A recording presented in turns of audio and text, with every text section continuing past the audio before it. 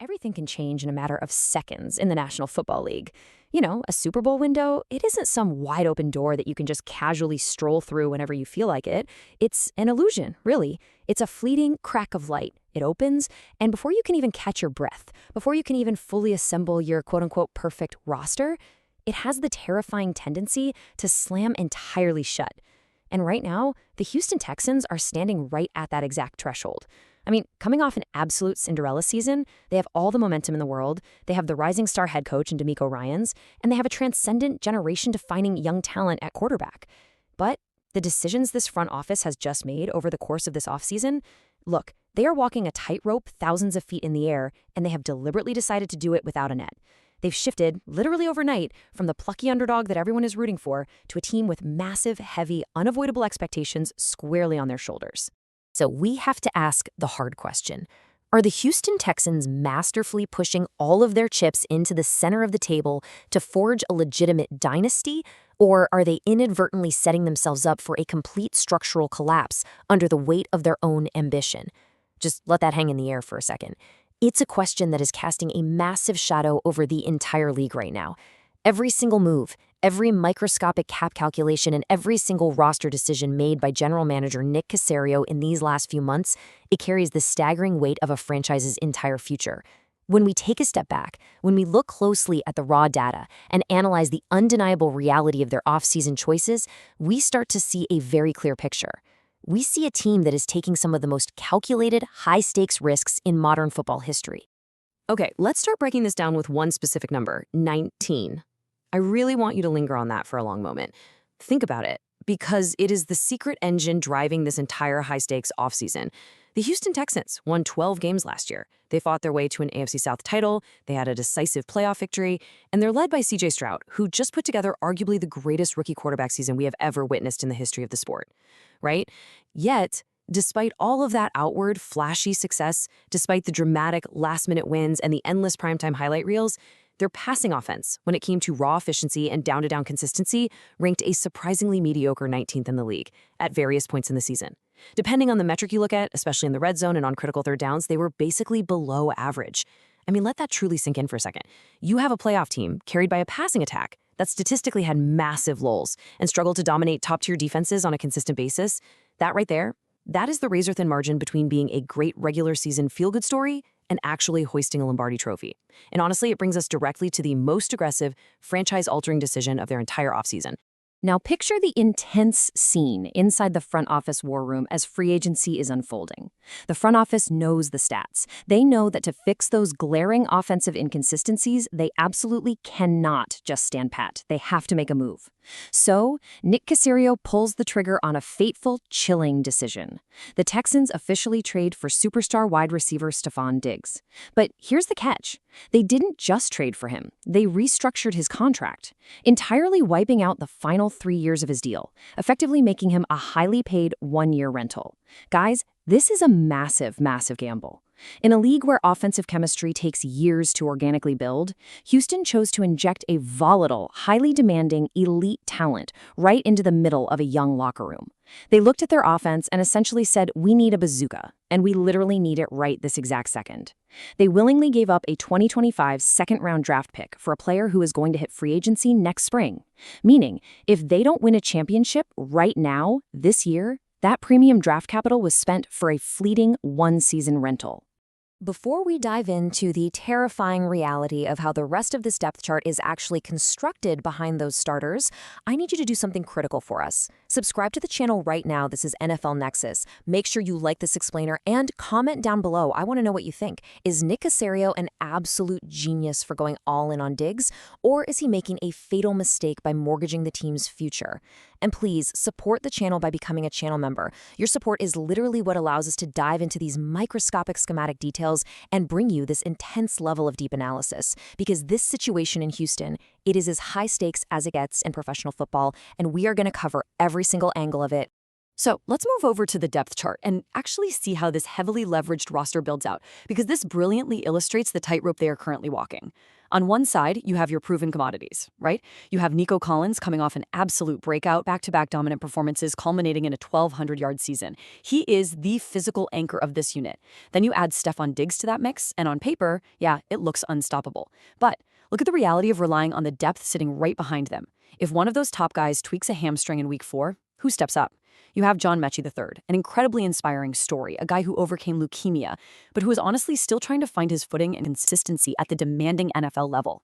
You have Robert Woods, a savvy, brilliant veteran, sure, but one who is aging and only posted 426 yards last year. He clearly lacks the explosive, game-breaking separation he once had.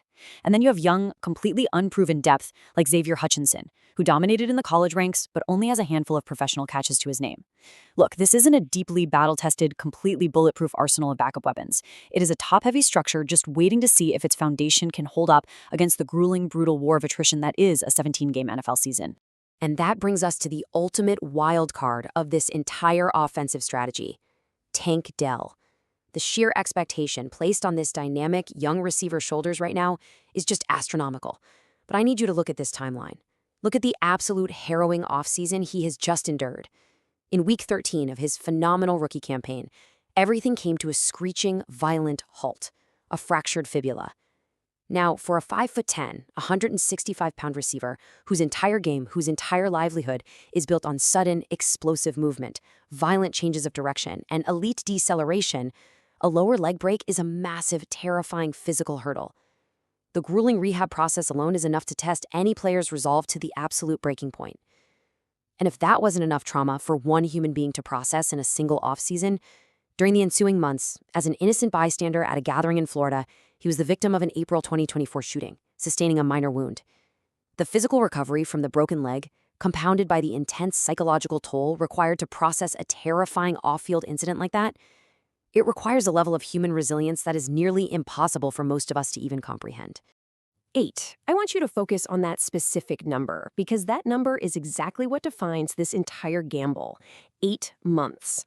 That is roughly the incredibly short turnaround time from the moment Tank Dell had his rookie season violently ended by a fractured bone to the moment he is expected to step right back onto the gridiron for training camp and assume his role as a lethal part of this three-headed receiving monster.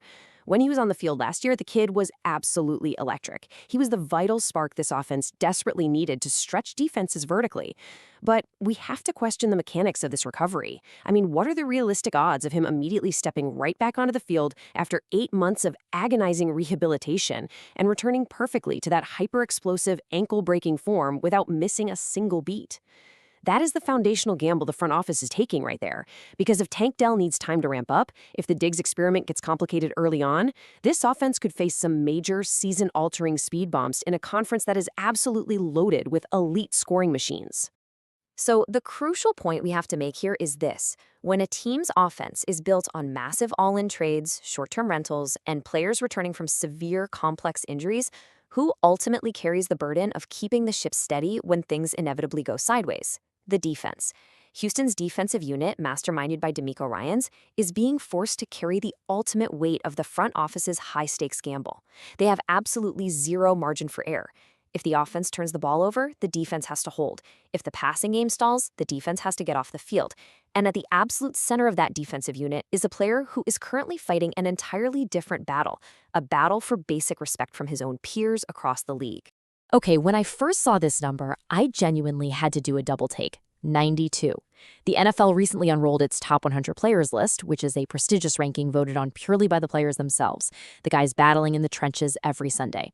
And sitting right there at an insultingly low number 92 is the Texans' newly acquired star linebacker Azeez Al-Shaair. Now, don't get me wrong, cracking the list as he enters his 6th NFL season is an honor, certainly.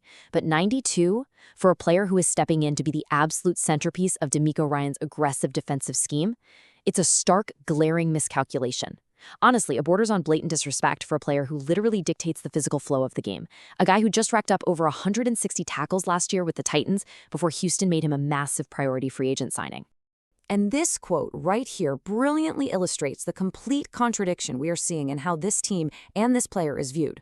The league's own media, NFL.com, writes that he is a crucial cog in one of the NFL's most vaunted defenses. They openly, loudly praise his relentless sideline-to-sideline motor. And the Texans front office, they proudly acknowledged his immense value by handing him a massive 3-year, $34 million contract to be the undisputed alpha of their linebacker room. Yet the players across the league rank the man who acts as the central nervous system of this entire defense at the absolute bottom of the top 100 barrel. It makes zero analytical sense when you actually sit down and break down the film. The staggering level of schematic responsibility he carries on a snap-by-snap basis completely contradicts a rank of 92. To truly understand why this ranking is so absurd, you have to dive deeply into the microscopic, high IQ responsibilities required in Houston's defensive scheme. You see, DeMeco Ryans operates variations of a wide 9 front. Now, this isn't your standard vanilla defensive alignment that you see every week. It is a highly aggressive, incredibly demanding structure. In a wide 9, your defensive ends, elite edge rushers like Will Anderson Jr. and Daniel Hunter, they line way out wide, completely outside the outside shoulder of the tight end. This is what's called the 9 technique. By placing your best pass rushers that far outside to guarantee they get one-on-one matchups on the edge, you are intentionally creating massive, dangerous interior bubbles in the B gap and C gap. You are essentially tasking the linebacker core, which, by the way, is often just 2 guys left alone out there in nickel packages, with covering vast amounts of open space in the middle of the field against the run.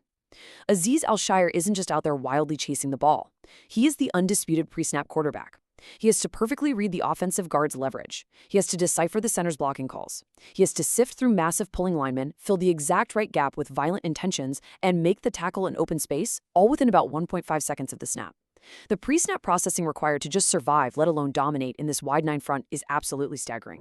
Let's just methodically look at his true, undeniable impact on the field. Look at the reality of his production. He finished last season with an astonishing 163 combined tackles. He is a premier elite run defender who actively thrives in the brutal chaos of the box. He is developed into a high IQ pre-snap quarterback who ensures that all 11 men on the defense are perfectly aligned before the ball is even snapped. The Texans front office knows exactly what his true value is to this specific system. They established a ton of trust in his elite abilities, knowing that without him, those dangerous interior gaps in the wide 9 would be gashed by opposing running backs all game long. To sit there and say there are 91 players better than him right now is a severe miscalculation by the rest of the league. He is the ultimate hard-hitting safety net for a franchise that is taking massive risks everywhere else on the roster. But as we evaluate all of these individual moves, the volatile Diggs trade, the reliance on Dell's rapid recovery, the massive contract for Al-Shaair, we must zoom out to the underlying macro reality of this situation. Why is this specific season so incredibly tense? Why does every single micro decision matter so much right now? Well, it's because of the unique, high-pressure mechanics of the NFL salary cap. The Texans are currently operating in the absolute sweet spot of NFL team building. CJ Stroud is entering year 2 of his rookie contract. Think about the massive implications of this for a second. Having an elite MVP-caliber quarterback making a fraction of what guys like Mahomes, Burrow, and Herbert make, it is the single greatest competitive advantage a front office can possess in all of professional sports. But that window is rapidly opening, and the clock is already ticking. Every single year that Stroud is on this cheap rookie deal is a year they must aggressively push for a ring. Because in just a couple of short years, the bill will come due. His cap hit will inevitably skyrocket to $50 or $60 million a year, fundamentally altering how this entire roster can be built and paid for. The front office knows they can't afford to waste year 2. That is exactly why they are making these aggressive, all-in trades right now. So here we are. This current iteration of the Houston Texans, this specific, incredibly talented collection of players, has a distinct, fleeting window to achieve greatness. They are aggressively betting on one-year superstar rentals like Stephon Diggs. They are banking on the gritty, fast-tracked health of Tank Dell after an absolutely harrowing offseason. They are relying entirely on a disrespected defensive captain in Azeez Al-Shaair to anchor an incredibly demanding defensive scheme against the best offenses in the world. And they are doing all of this while the precious clock on their franchise quarterback's rookie deal continues to tick away in the background. The pressure to win isn't coming in a few years. The pressure to win is right now. So the final lingering question remains as we head into the season. Will this high-stakes, all-in gamble successfully forge the NFL's next great dynasty? Or will the staggering weight of these risks break a franchise? Let me know what you think in the comments.